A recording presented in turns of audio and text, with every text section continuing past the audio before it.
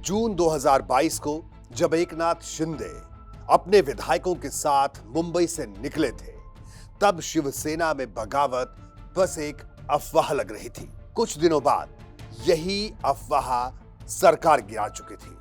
राजनीति में दरारें पहले दिखती नहीं, बस आवाज करती हैं, और कभी कभी वो आवाज गैर मौजूदगी की शक्ल में आती है। दिल्ली, 18 जून 2026। उद्धव ठाकरे की शिवसेना ने अपने लोकसभा सांसदों की एक अहम बैठक बुलाई। कुल 9 सांसद थे, लेकिन जब हाजिरी लगी तो 6 कुर्सियां खाली थी।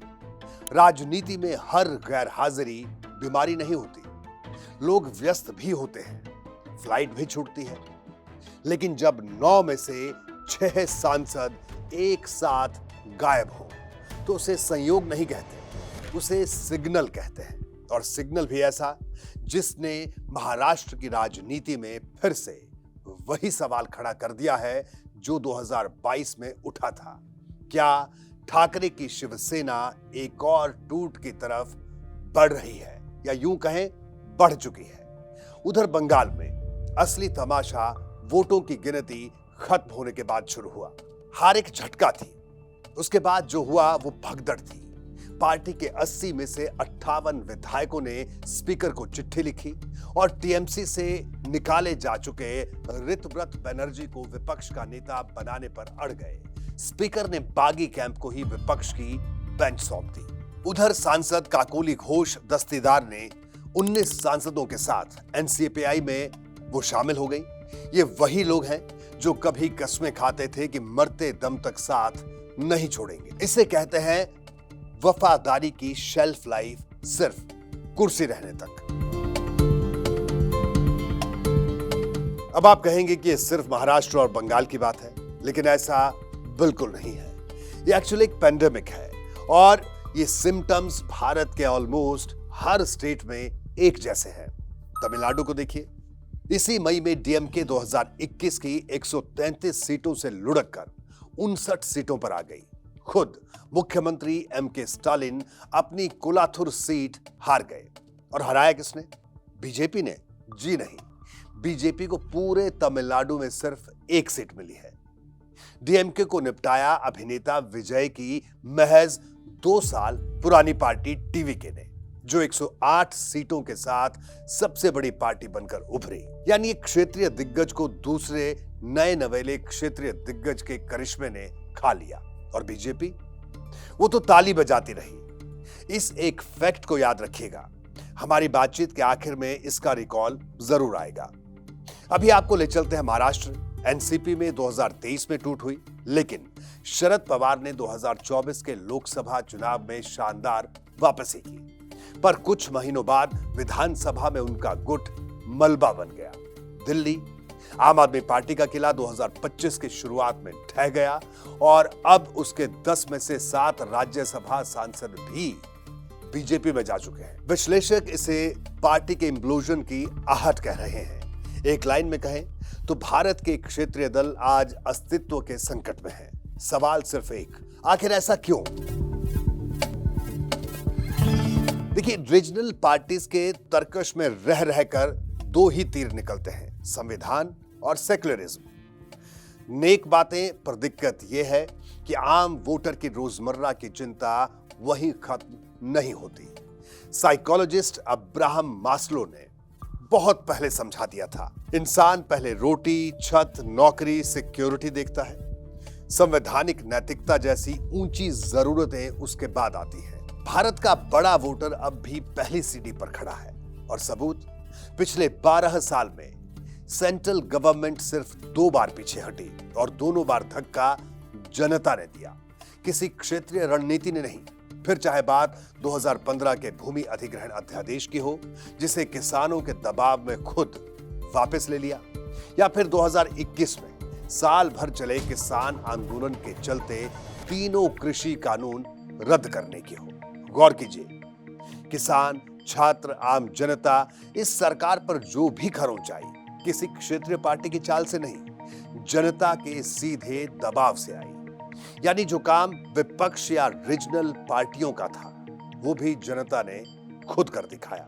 अब तो सवाल यह है कि आखिर बीमारी कहां है। देखिए, पहली, एक ही चेहरे का करिश्मा और कोई बैकअप नहीं।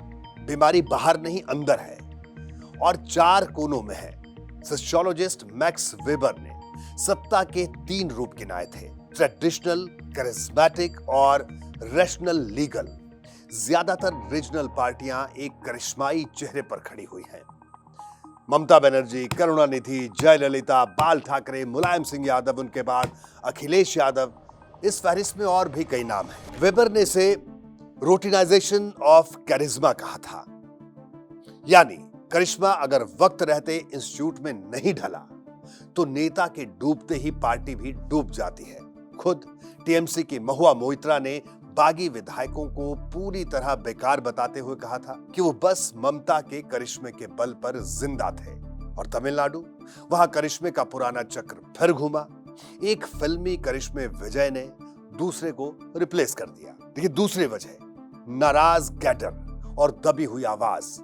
इकोनॉमिस्ट अल्बर्ट हिर्शमैन की मशहूर किताब एग्जिट, वॉइस एंड लॉयल्टी का सीधा सबक है। जब कोई संस्था गिरती है तो उसके लोगों के पास 3 रास्ते बचते हैं। वही जो किताब का नाम है, एग्जिट यानी उस संस्था को छोड़ देना, वॉइस यानी उस संस्था के अंदर रहकर उस पर सवाल उठाना, या लॉयल्टी, टिके रहना। अब अगर पार्टी का हाई कमान कल्चर वॉइस का गला घोंट दे और लॉयल्टी सिर्फ कुर्सी से बंधी हो तो बचता है सिर्फ एक रास्ता, एग्जिट।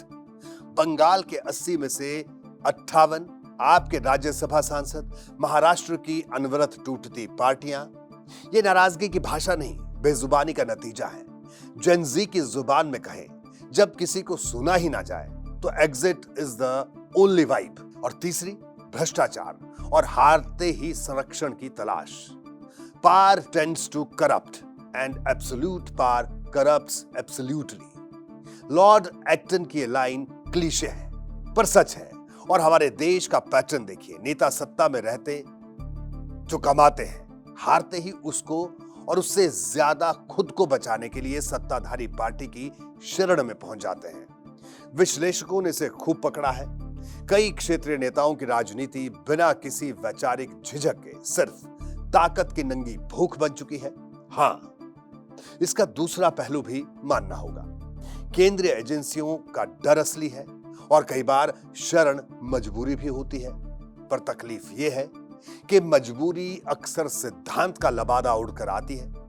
चौथी और सबसे बड़ी, परिवारवाद। यह असली दीमक है। जर्मन सोशियोलॉजिस्ट रॉबर्ट मिशेल्स ने 1911 में ही आयरन लॉ ऑफ ओलिगार्की में कहा था, जिसमें उन्होंने बताया था कि हर संगठन चाहे ऊपर से कितना भी लोकतांत्रिक दिखे, आखिरकार चंद लोगों के हाथों में सिमट कर रह जाता है। भारत में राजनीति विज्ञानी कंचन चंद्रा ने अपनी किताब डेमोक्रेटिक डायनेस्टीज में दिखाया कि कैसे पार्टियां धीरे धीरे पारिवारिक फर्म बन जाती है। और जब पार्टी फैमिली लिमिटेड बन जाए तो हर काबिल बाहरी आदमी एक फ्लाइट रिस्क में बदल जाता है। एनसीपी की दरार की जड़ में यही था। शरद पवार बेटी सुप्रिया सुले को आगे बढ़ा रहे थे और अजित पवार को अपना रास्ता बंद दिखा। स्टालिन बेटे उदयनिधि को तैयार कर रहे हैं। ममता बनाम पुराने गुट की खींचतान के पीछे भी उत्तराधिकार का यही सवाल है। हैशटैग अभिषेक बनर्जी। ये कहानियां नई नहीं है। महाभारत देखिए, धृतराष्ट्र का पुत्र मोह, सिंहासन का लोभ और एक पूरा खानदान खुद को मिटा लेता है। प्रकाश झा की फिल्म राजनीति हो या एचबीओ की सक्सेशन, बूढ़े मुखिया और लड़ते वारिसों की वही पटकथा बार बार चलती है। अब आते हैं उस चीज पर जो इन चारों को एक धागे में पिरोती है, भरोसा। हम जिस धंधे में हैं खबर पहुंचाने के, वहां भरोसा ही पूरा प्रोडक्ट है। एक बार दर्शक का भरोसा गया तो आपकी रीच, आपका ब्रांड, सब हवा। पार्टी का धंधा भी ठीक वही है। पॉलिटिकल थिंकर फ्रांसिस फुकुयामा ने अपनी बुक ट्रस्ट में और रॉबर्ट पटनम ने सामाजिक पूंजी के अपने आइडिया में यही समझाया। भरोसा वो अदृश्य ढांचा है जिस पर हर संस्था टिकी रहती है। उसके बिना सब ताश का महल और भरोसा अजीब चीज है। रहीम सदियों पहले कह गए थे, प्रेम और भरोसे का धागा एक बार टूट जाए तो जुड़ने पर भी उसमें गांठ पड़ ही जाती है। परिवारवाद कैडर का भरोसा तोड़ता है, दल बदल वोटर का और यू टर्न दोनों का। जब कैडर लीडर पर भरोसा ना करे और लीडर कैडर पर ना करे और वोटर किसी पर भी ना करे तो समझ लीजिए पार्टी कागज पर जिंदा है। जेनजी इसे शायद सबसे अच्छे तरीके से समझ पाए। ये पूरा सिस्टम ट्रस्ट इश्यूज से भरा पड़ा है। अब आखिरी और सबसे सहज आईना। हर हार के बाद एक ही जवाब तैयार रहता है, बीजेपी, ईवीएम, पैसा, एजेंसियां और अब बंगाल में एसआईआर के तहत वोटर लिस्ट से नाम काटना। एक आंकड़ा करीब 90 लाख नाम काटने का है, जिस पर जोरदार विवाद है। सोशल साइकोलॉजी में से सेल्फ सर्विंग बायस कहते हैं। कामयाबी हमारी मेहनत और नाकामी उनकी साजिश। सफलता का सेहरा अपने सर और हार का ठिकरा हमेशा दूसरे के। और टू बी ऑनेस्ट, इसमें सच का एक बड़ा हिस्सा है। बीजेपी वाकई ताकतवर है, 12 साल से लगातार और बेहद संगठित तरीके से सत्ता में है। पैसा, मशीनरी, मीडिया का एक बड़ा वर्ग, केंद्रीय एजेंसियां सब उसके पाले में है। एसआईआर वाला सवाल भी जायज है और लड़ने लायक है। ये सब मान लेने के बाद भी तमिलनाडु को याद कीजिए, वहां बीजेपी को मिली थी एक सीट, सिर्फ एक, और डीएमके फिर भी धुल गई। किससे? एक रीजनल पार्टी से। एक अकेला फैक्ट कोट अनकोट बीजेपी ने मारा थ्योरी को उड़ा देता है। अगर बीजेपी ही एकमात्र वजह होती तो जहां बीजेपी नहीं है वहां तो स्टैब्लिश्ड रीजनल पार्टीज जीतती, पर ये वहां भी हारी अपने ही बोझ से। चाणक्य ने बहुत पहले चेताया था, राज्य बाहरी दुश्मनों से कम भीतर के बिगाड़ से ज्यादा गिरते हैं। बीजेपी आपका बाहरी दुश्मन है, मतलब क्षेत्रीय पार्टियों का, मान भी लिया जाए, पर परिवारवाद, भ्रष्टाचार, घुटा हुआ कैडर, टूटा भरोसा, ये भीतर की बगावत है। और इतिहास गवाह है कि राजपाट भीतर की बगावत से खत्म होता है, बाहर के हमले से नहीं। इटालियन थिंकर अंतोनियो ग्राम्शी ने एक दौर के बारे में लिखा था, पुरानी दुनिया मर रही है, नई अभी जन्म नहीं ले पा रही और इसी खालीपन में तरह तरह के रोग पैदा होते हैं। भारत की रीजनल पार्टीज आज ठीक उसी वाइड में खड़ी है। क्षेत्रीय दल कभी भारतीय लोकतंत्र का सबसे खूबसूरत आविष्कार थे। दिल्ली की एक जैसी ऊपर से थोपी सोच के खिलाफ जमीन की, भाषा की, संघवाद की आवाज, इनका खोखला होना सिर्फ इन पार्टीज की त्रासदी नहीं, ये भारत के लोकतंत्र की पूरी विविधता का खत्म होना है। इसलिए रीजनल पार्टीज को अपनी पोस्टमार्टम रिपोर्ट बीजेपी को आउटसोर्स करना बंद कर देना चाहिए। लाश की चीरफाड़ का नतीजा घर में ही पड़ा है। उस परिवार में जो हिस्सा बांटने को राजी नहीं हुआ, उस कैडर में जिसे आपने कभी नहीं सुना, और उस भरोसे में जिसे आपने अनंत मानकर लुटा दिया।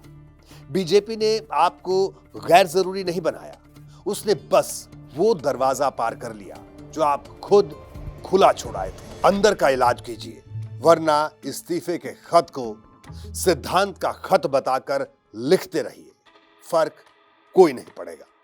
Thank you.